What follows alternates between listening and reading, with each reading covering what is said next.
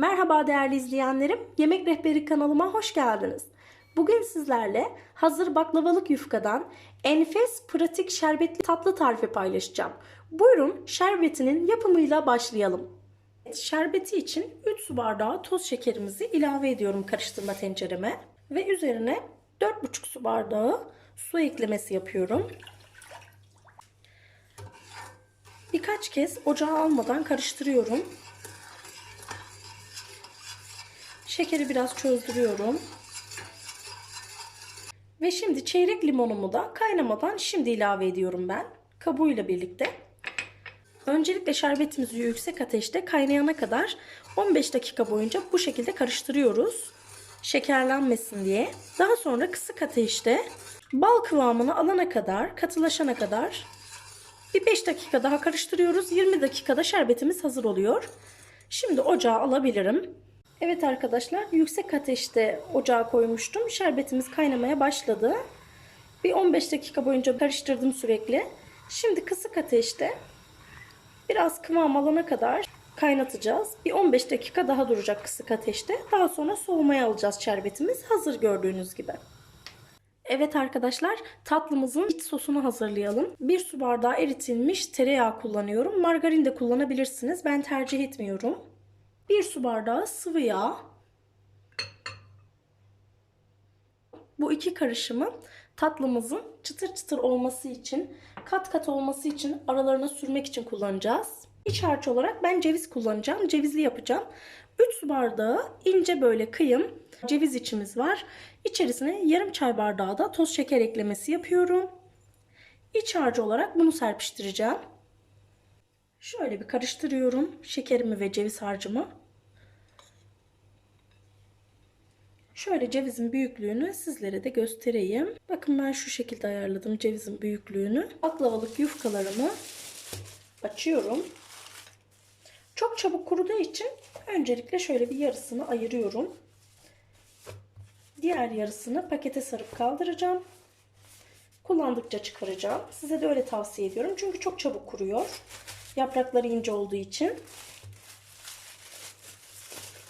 Şöyle kullandıkça almanızı tavsiye ederim.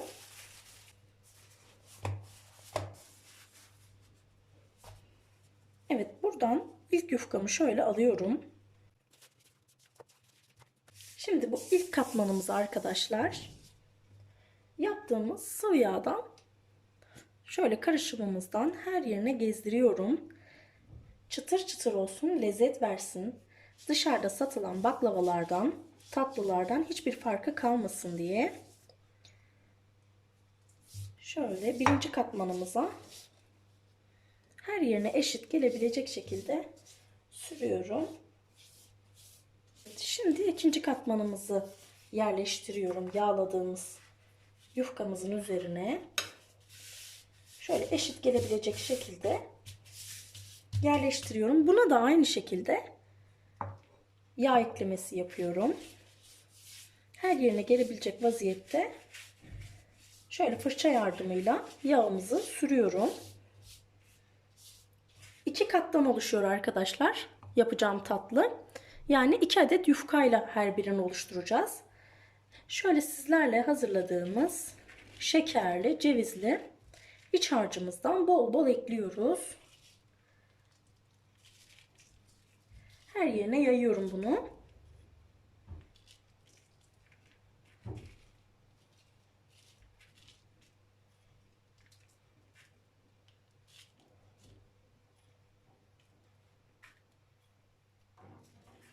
İç harcını istediğiniz gibi değiştirebilirsiniz.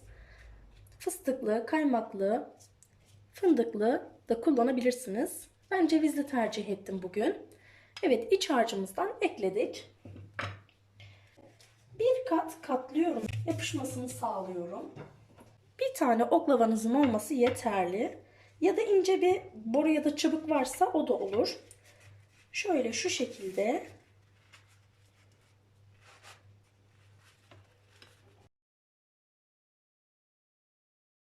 şöyle yapıştırıyorum elimle bakın. Sonra büzmeye başlıyorum.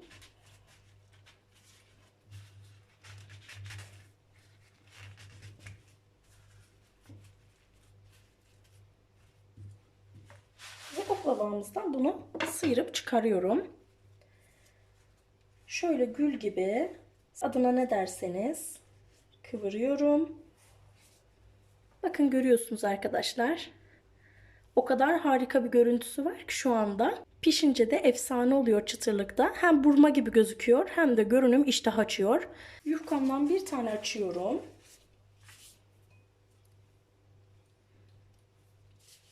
Her yerine yağ sürüyorum.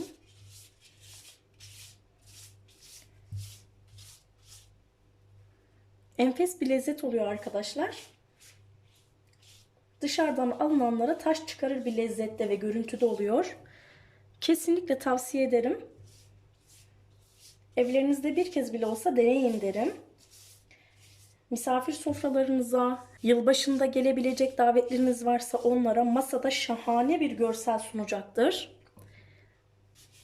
İkinci yufkamı da seriyorum üzerine. Herkes el açması zannediyor.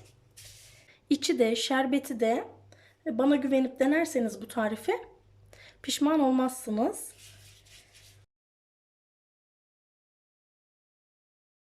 Şöyle yağ karışımımızdan ekledik. Şimdi ceviz serpiştiriyoruz iç harcımızı. El açması lezzetinde ama hamur yoğurmak falan olmasın, bana hızlı pratik bir tarif gerek diyorsanız kesinlikle bu tarif sizlere göre.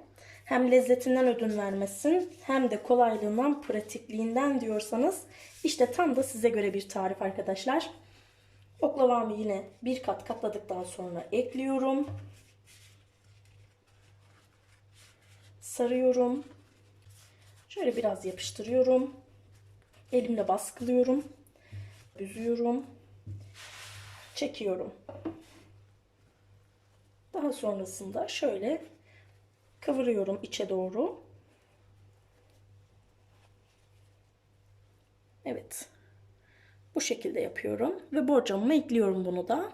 Yufkamın ilkini açıyorum arkadaşlar. Aynı şekilde yine buna da yağ ilavesi yapıyorum. Her yerini yağlıyoruz.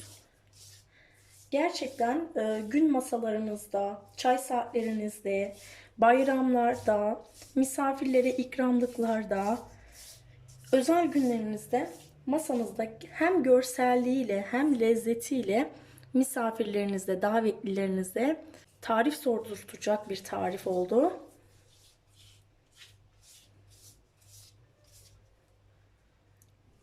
Eminim denediğinizde sizler de çok beğeneceksiniz. Bizim tam puan verdiğimiz gibi. İkinci yufkamızı da üzerine seriyoruz. Şöyle üzerine tam denk getirmeye çalışıyoruz. Evet. Yine aynı şekilde yağ eklemesi yapıyoruz. Kıyır kıyır olsun, çıtır çıtır olsun diye. Tam çalışan dostu bir tarif. Çok acil misafiriniz mi gelecek? Hiç hazırlığınız yok mu? 10 dakikada yapabileceğiniz bir tarif. İşten mi geldiniz? Canınız tatlı mı istiyor? Hemen hazır edebileceğiniz, çocuklarınızla, eşinizle, dostunuzla yiyebileceğiniz bir tarif. Hem lezzetli hem pratik. Evet, bunun da iç harcını ekledik. Şöyle bir kez katlıyoruz. Oklavamızı alıyoruz, sarıyoruz. Ne çok sıkı ne de çok gevşek sarıyoruz. Şimdi yine büzgü yapıyoruz. Gördüğünüz üzere kenarlarından sıkıştırarak büzgü yaptım. Şimdi oklavadan çıkartıyorum. Şöyle görüyorsunuz. Sarıyorum. Gül şekli gibi oluyor. Hani böreklere de verdiğimiz şekil gibi oluyor. Bunu da borcamıma alıyorum. Evet, gördüğünüz gibi katmanlarıyla, şekliyle, pratikliğiyle harika bir tatlı. Evet, en son olarak şöyle içine eklediğimiz tereyağı ve sıvı yağ karışımımızdan dışına da ekliyoruz. Şöyle fırçayla çıtır çıtır olması, kıyır kıyır olması için şöyle her yerine gezdiriyoruz.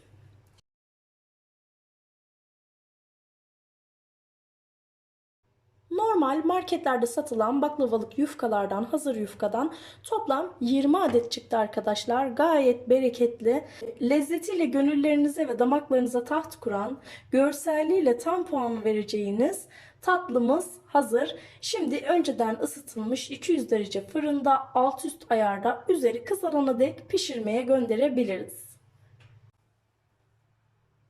Evet değerli izleyenlerim, tatlılarımız yaklaşık bir 15 dakikada piştiler. Nar gibi kızardılar. Harika, enfes bir görüntüdeler. Çıtır çıtırlar. Daha yeni fırından çıktı. Çok sıcak. Şöyle çıtırdısını sizlere dinletmek istiyorum. Henüz şerbetle buluşmadı arkadaşlar. Yaklaşık bir 10 dakika kadar ilk sıcaklığının çıkmasını bekleyeceğiz. Daha sonra şerbetle buluşturacağız. Evet arkadaşlar, tatlımız dinlendi. İlk sıcaklığı çıktı. Şerbetimiz soğuk. Tatlımız ise ılık şu anda. İlk sıcağı çıkmış vaziyette. Şimdi şerbetimizi tatlımızın üzerine gezdiriyoruz. Evet değerli izleyenlerim, görselliğiyle gözlerimizi şenlendiren, lezzetiyle damaklarımıza harika tat bırakacak olan mükemmel hazır baklavalık yufkadan hazırladığımız şerbetli gül tatlımız hazır. Enfes oldu arkadaşlar. Şöyle şerbetiyle buluştu, son haliyle sizlerle nar gibi kızardı. Dışı çıtır, içinin harcıyla mükemmel bir uyum yakaladı. Bu güzel tarifi evlerinizde denerseniz kanalıma abone olmayı, değerli yorumlarınızı benimle paylaşmayı unutmayın derim. Bir sonraki lezzetli tarifimizde görüşmek üzere. Sevgiyle kalın.